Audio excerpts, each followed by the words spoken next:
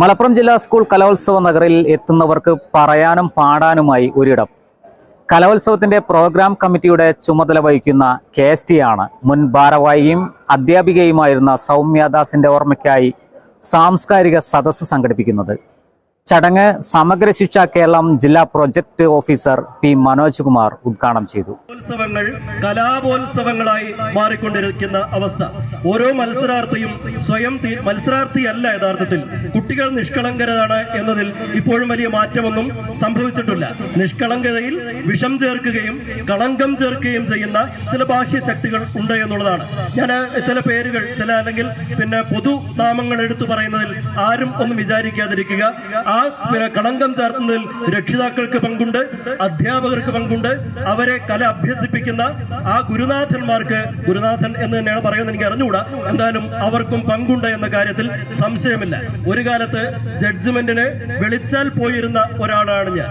പക്ഷെ ഇപ്പോൾ ബോധപൂർവം വരാൻ കഴിയില്ല എന്ന് പറയുന്ന ആളും ആണ് ഞാൻ. അതിന് കാരണം ഓരോരുത്തരും മത്സരത്തിന് വരുന്നത്, കുട്ടികളെയും കൊണ്ട് വരുന്നത്, ഇത് സമ്മാനം എനിക്കുള്ളതാണ് അല്ലെങ്കിൽ എന്റെ കുട്ടിക്കുള്ളതാണ് എന്ന് ഉറപ്പിച്ചു വരിക.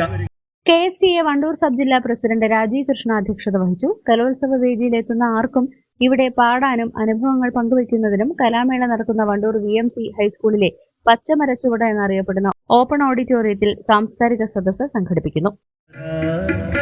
എന്റെ കൂട്ടുകാരി എത്ര കാലം നാമിനി ഇവിടെയുണ്ടാകും, എത്ര കാലം നാമിനി ഇവിടെയുണ്ടാകും. ഒരുപക്ഷെ സൗമ്യ ടീച്ചറും നമ്മെ ഓർമ്മപ്പെടുത്തുന്നത് തന്നെയാണ്.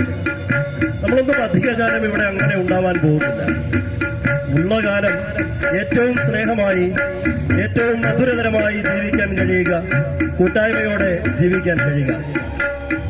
കൂട്ടുകാരാ എന്റെ കൂട്ടുകാരി എത്ര കാലം നാമിനി ഇവിടെയുണ്ടാകും. നിലാവിൻ്റെ നാട്ടില് പാതിരാവിൻ ചോട്ടില് നമുക്കൊന്നിച്ചിരുന്നോടെ, എന്റെ കൈ പിടിച്ചൂടെ, ഒരു പാട്ട് പാടൂടെ, ഈ കാറ്റൂടെ. കൂട്ടുകാരാ, ഒത്തുപാടാം.